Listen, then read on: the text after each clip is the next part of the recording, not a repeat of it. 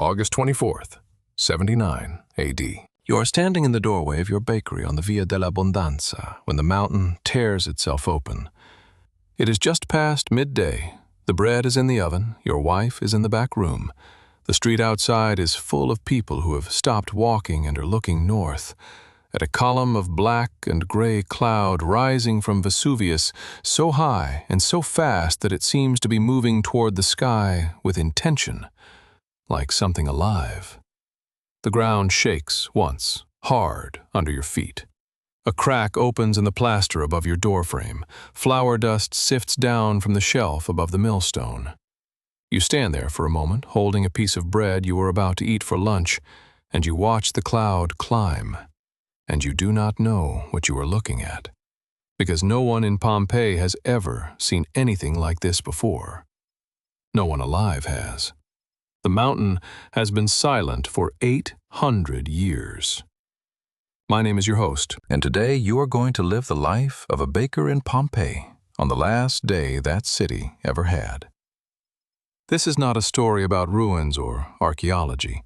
This is a story about a man who woke up on an ordinary morning in an ordinary city and went through an ordinary day until the day stopped being ordinary and never started again. Subscribe to the channel, leave a like, and tell us in the comments, when the column appeared above the mountain, would you have run? Or would you have waited to see what happened next?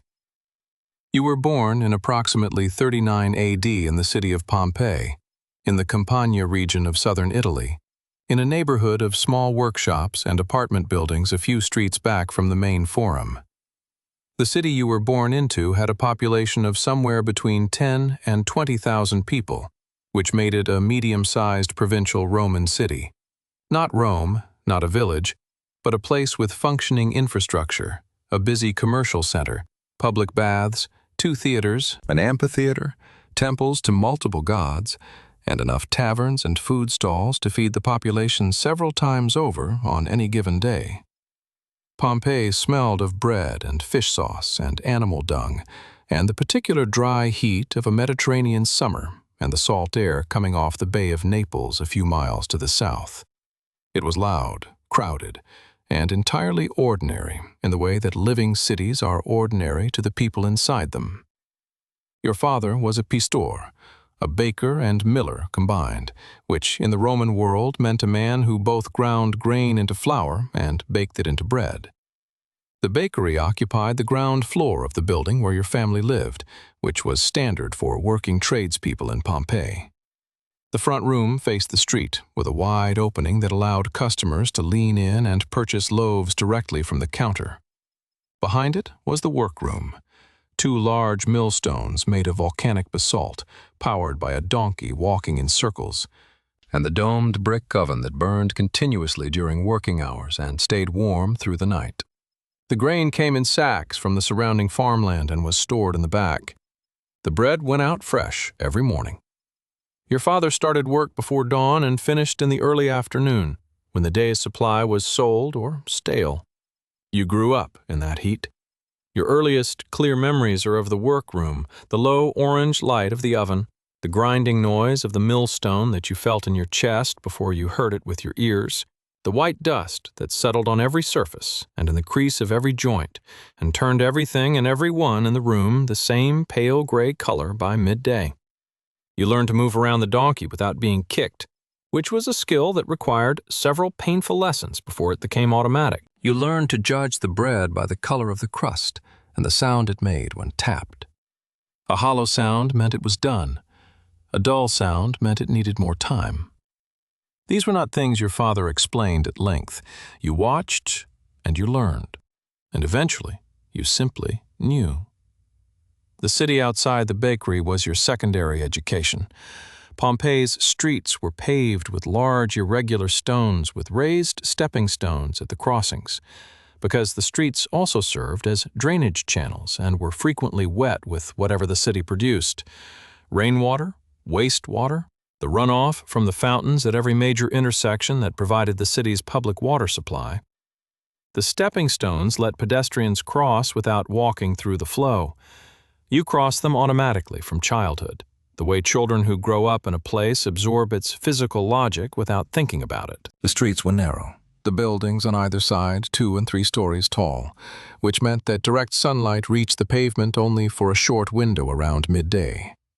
The rest of the day the streets were in shade and relatively cool, which was one of the more practical features of Roman urban design.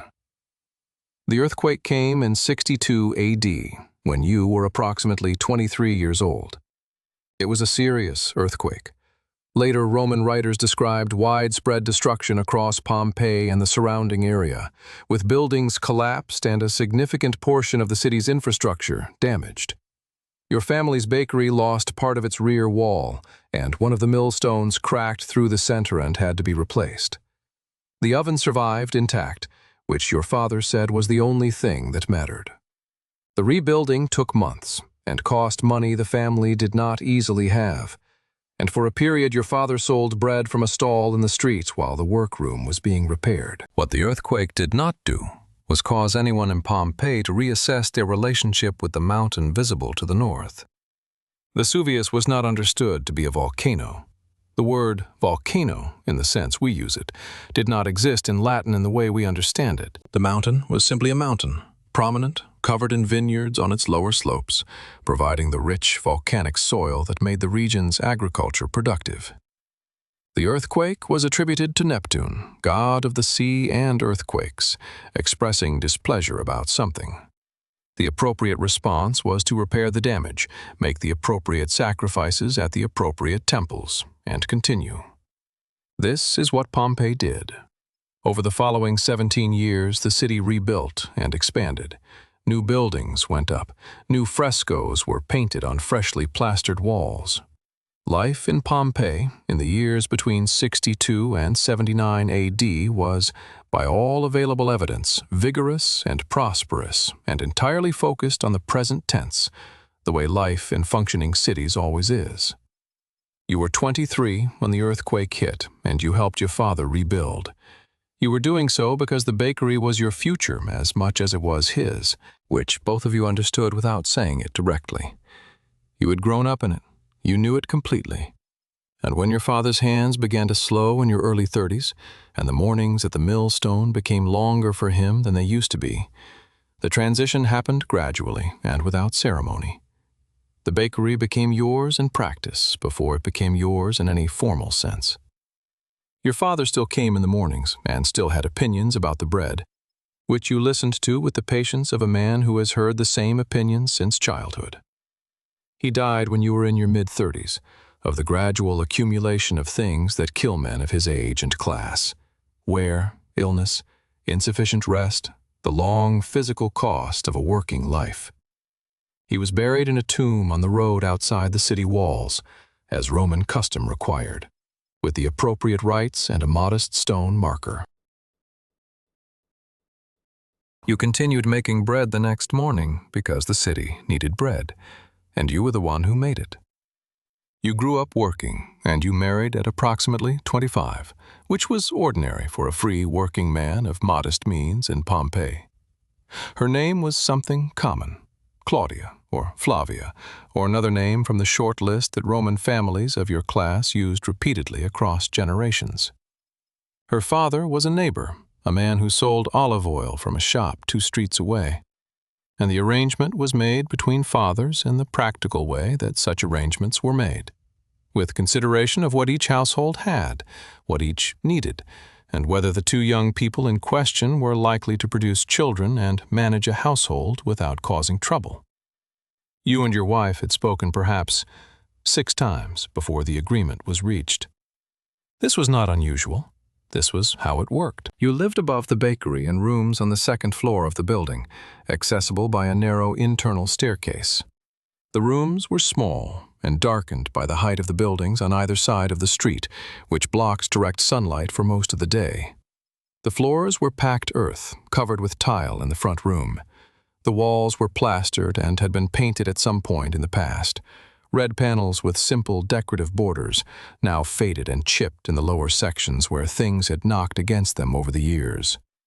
The furniture was minimal: a wooden bed frame with a rope lattice and a straw mattress, A table, 2 stools, a clay brazier for cooking and heat, a series of hooks on the wall for hanging clothing and tools.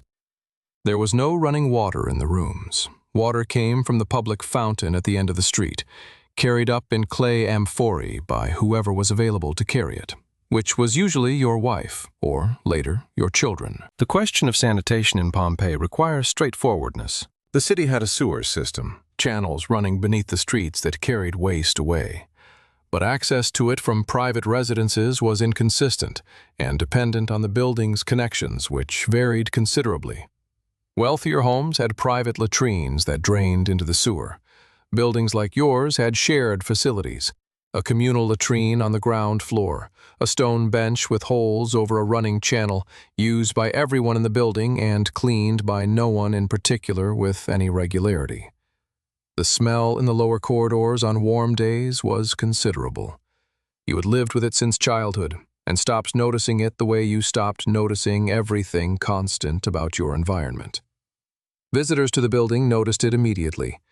Bathing happened at the public therma, the bath complex several blocks from your home that was open to the general public for a small entrance fee. You went in the afternoon, after the morning's baking was finished and before the evening preparation began, which was the standard time for working men to use the baths. The thermae were a sequence of rooms of ascending temperature, the frigidarium with its cold plunge pool, the tepidarium for warming up, and the caldarium with its hot pool and steam, heated from below by a hypocaust system that circulated hot air under the raised floor. You scraped your skin clean with a curved metal tool called a strigil. Soap, as we know it, was not the standard Roman cleaning method, and soaked in the hot water until the accumulated grime of the workroom floated free. The baths were also the place where you heard the news of the city, who had died, who had won at the games in the amphitheater, which candidate had paid for a new inscription on a wall, which merchant had cheated which other merchant and been taken to the magistrate about it. Your diet was built around a small number of staples that recurred across all meals, with seasonal variation. Bread was obviously central, given your profession. You ate your own product daily, the dense, round loaves stamped with a dividing mark that allowed them to be broken into 8 portions, made from emmer wheat or a mix of grains, depending on what was available and affordable at the market. With the bread came olive oil, which was used the way butter is used in Northern Europe, spread, dipped, poured over everything. Garum, the fermented fish sauce that Romans used as salt and seasoning simultaneously, appeared at almost every meal in some quantity. It was made from small fish, layered with salt and left to ferment in large clay vessels. And it smelled, before it was diluted and cooked into food, like something that had been dead for the appropriate amount of time. Cooked into a sauce or added to a stew, it provided a sharp, savory depth that the Roman palate found as essential as you find salt today. Olives, lentils, chickpeas, onions, garlic, whatever fruit was in season, figs, grapes, plums, rounded out the regular diet. Meat was occasional, and usually in the form of small cuts added to a cooked preparation rather than a piece consumed on its own. Wine was consumed daily, always mixed with water, because drinking undiluted wine was considered a sign of poor character, and because the wine itself was often thick and harsh enough to require dilution to be palatable. The mixture was typically 1 part wine to 2 or 3 parts water. You drank it at meals and at the thermopolium, the street-side hot food counter a short walk from the bakery, where terracotta vessels set into a stone counter kept prepared food warm throughout the day. You stopped there in the evening sometimes, after the work was done, and ate a bowl of whatever was in the pot and drank a cup of diluted wine and listened to whoever was talking. The social hierarchy of Pompeii pressed on your life in ways that were so constant they felt like weather, present, structural, something you moved around rather than questioned. Above you were the decuriones, the local magistrates and council members who ran the city and whose names appeared on inscriptions on every public building they had funded. Their houses occupied full city blocks, with interior gardens and private baths and tiled floors with geometric mosaics that took skilled craftsmen months to lay. You passed the entrance to such houses daily, the wide doorways, the glimpse of a sunlit garden courtyard visible through the vestibule, the painted walls inside catching the light. Below you were the slaves, who made up a significant portion of the city's population and performed much of its labor, including labor in bakeries like yours. You employed one, a man of indeterminate age purchased from a dealer at the market in your early 30s, when the business was doing well enough to support an extra set of hands at the millstone. His name in your records was Felix, which was what you called him regardless of whatever name he had before. He slept in a room off the work floor and ate what was left at the end of the day and did what he was told. The law classified him as property. You treated him the way most working-class Romans treated a useful tool they depended on. Not with cruelty, exactly, but without the specific quality of attention you gave to things you considered fully real. By the summer of 79 AD, your children were growing into the age of usefulness. Your oldest son was already learning the work, the way you had learned it, by proximity and repetition, watching the color of the crust, listening to the sound when tapped. Your wife managed the counter and the accounts with a competence that the business depended on entirely. The bakery was functioning well. The city around it was functioning well. Pompeii in the summer of 79 was a city in the middle of its life, not at the end of it. Nobody had told it otherwise. The mountain to the north was producing small tremors that summer. The ground shook lightly every few days, enough to rattle the amphoras on the shelf and cause the donkey to shift uneasily in its harness. The tremors had been increasing gradually for months. You had noticed them the way you noticed everything that was constant, which meant you had noted them and filed them under the general category of things that happened and continued happening and did not yet require action. 17 years had passed since the great earthquake. The city had rebuilt. The mountain had been quiet for 8 centuries. There was bread in the oven and customers at the counter, and the summer heat pressed down on Pompeii with the reliable, ordinary weight of every summer before it. The morning of August 24th, 79 AD began the way every working morning began. You were up before dawn, which in late August meant before 5 in the morning, when the sky above the roofline of the building across the street was still dark, and the streets below were quiet except for the carts making their deliveries. Cart traffic was prohibited inside Pompeii's walls during daylight hours, so the pre-dawn hours were when the city resupplied itself, the iron wheels loud on the stone paving in the still air. You came down the narrow staircase in the dark, lit the oil lamp from the small flame kept burning overnight in the workroom, and began preparing the ovens. The oven in your bakery needed to reach the right temperature before the first loaves went in, which required building the fire correctly and waiting, which you did while mixing the morning's first batch of dough. The flour was already measured and stored in the wooden bins along the back wall. Water from the amphora, salt, the starter culture that had been sitting overnight and smelled sharp and alive. You worked the dough with your hands and forearms in the large clay mixing vessel, folding and pressing, while the oven heated and a lamp made a small orange circle of light in the dark room.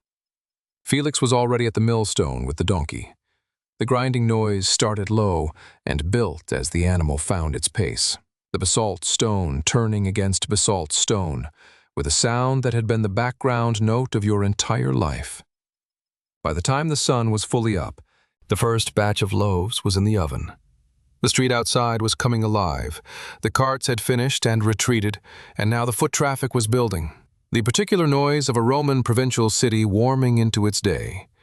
Vendors setting up at the corners, the smell of the thermopolium across the street beginning to produce its morning output, the sound of children, of arguing, of someone hammering something somewhere in the building above.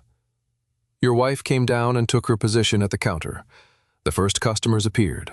A slave sent by a household up the street, a man on his way to the forum, 2 women who talked to each other without interrupting their transaction with you. Money placed on the counter, bread taken, done. The ordinary machinery of the city running on its ordinary schedule. August in Pompeii was hot.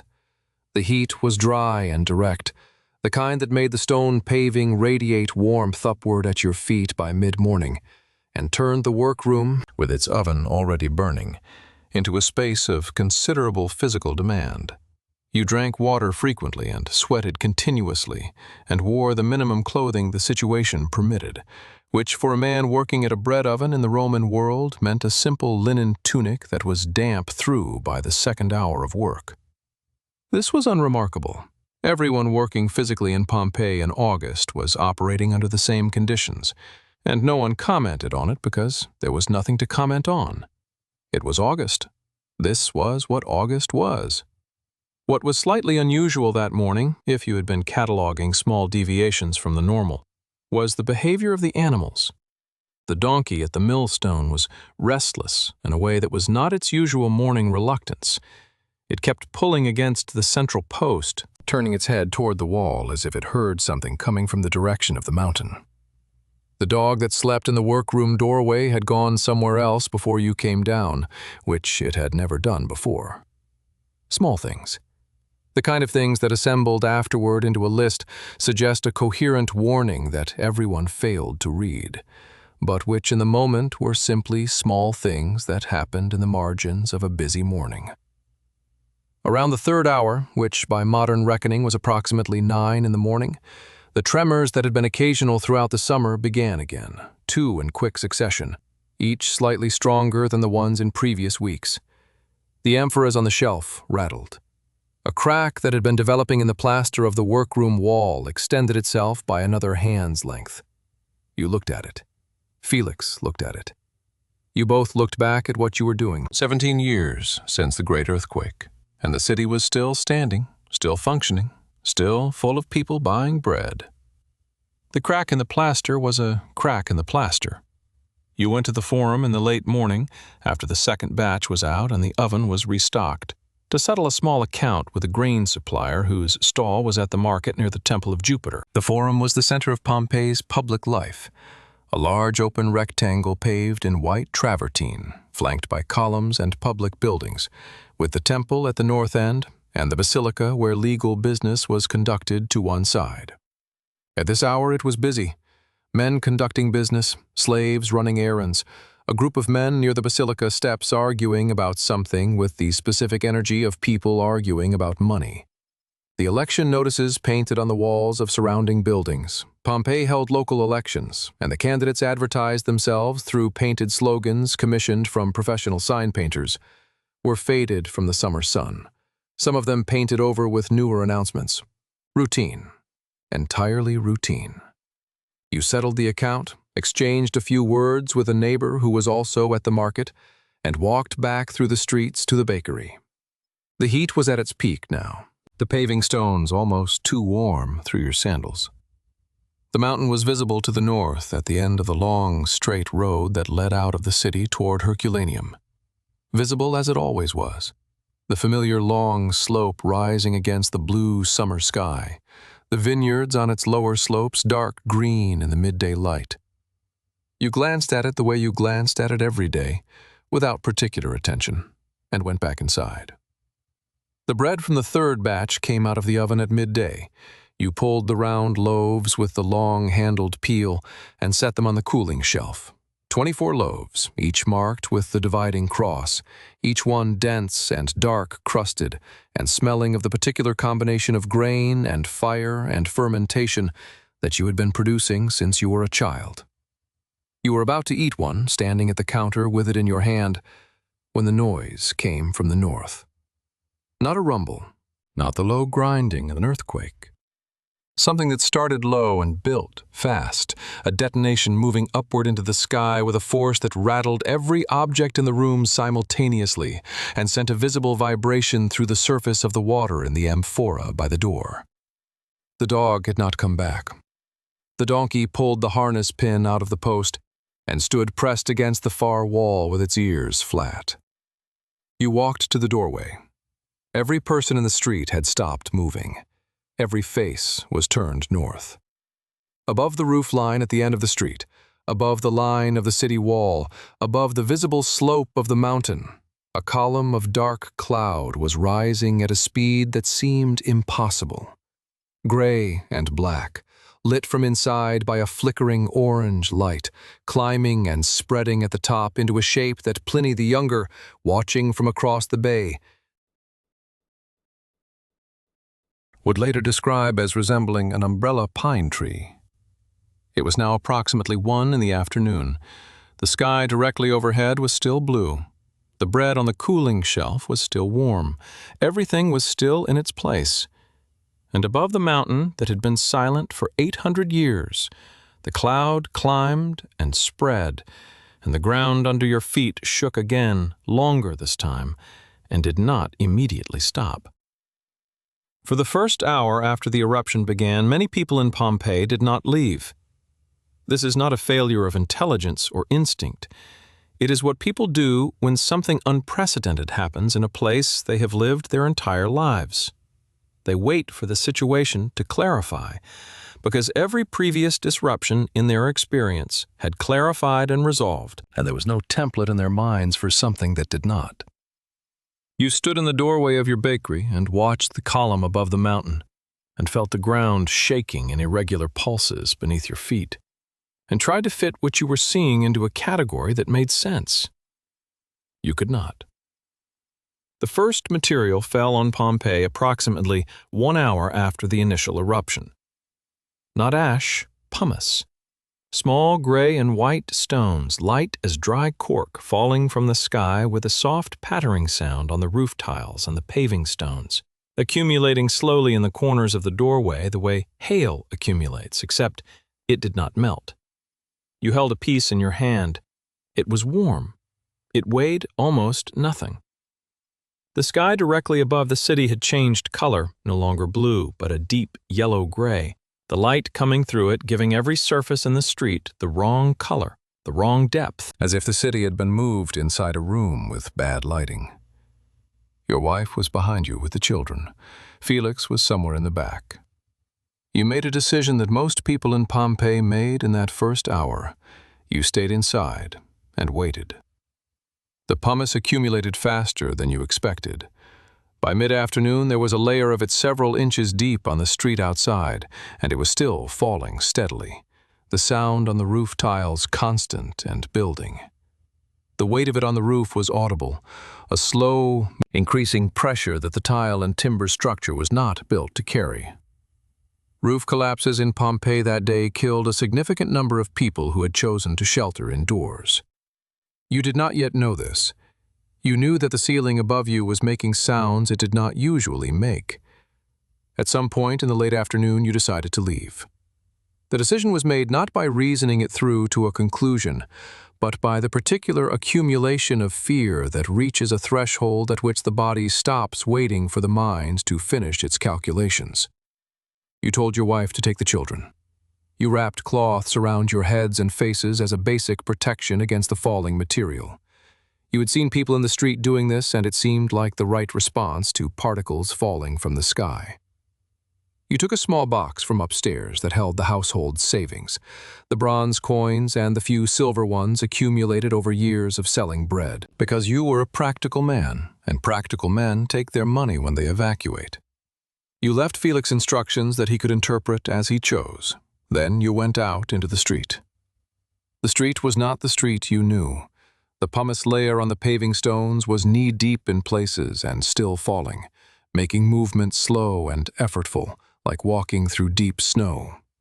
The light was almost gone, not nightfall, which was still hours away, but the volcanic cloud blocking the sun completely, producing a darkness in the middle of the afternoon that was unlike any natural darkness you had experienced. People moved through it with torches and oil lamps, their faces wrapped, their movements urgent and uncoordinated, some going toward the city gates and some going in other directions, and some standing completely still as if they had forgotten what direction meant. The noise was enormous, the continuous fall of pumice, the irregular shaking of the ground, the sounds from the mountain which had not stopped and which were getting louder, and underneath all of it, the sounds of people, which were the sounds people make when the world has stopped behaving according to any rules they were given. You moved toward the Herculaneum gate at the northwest edge of the city, which was the nearest gate and the one that led toward the sea, toward the direction that instinct said was away from the mountain. The distance from your bakery to the gate was not great in ordinary conditions, a 10-minute walk on a normal day.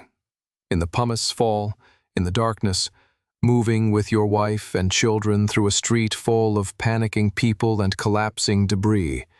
It took much longer. You passed a body in the street, a man who had been struck by a larger piece of falling volcanic rock, the kind that came intermittently with the pumice, heavy and fast, and carrying the force of something ejected from the interior of the earth at speed.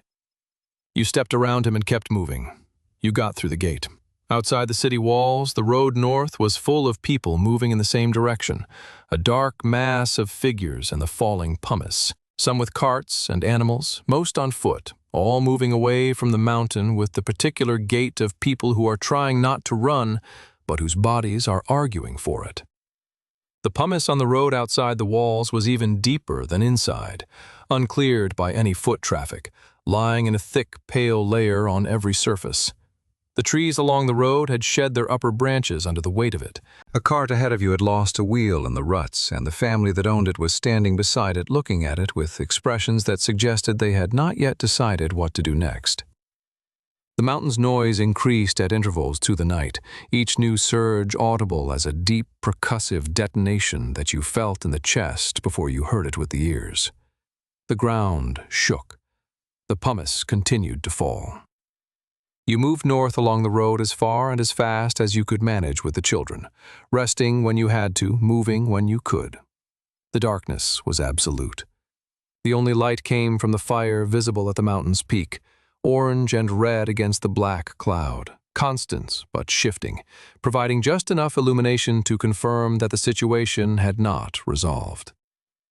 The pyroclastic surge came in the early hours of August 25th.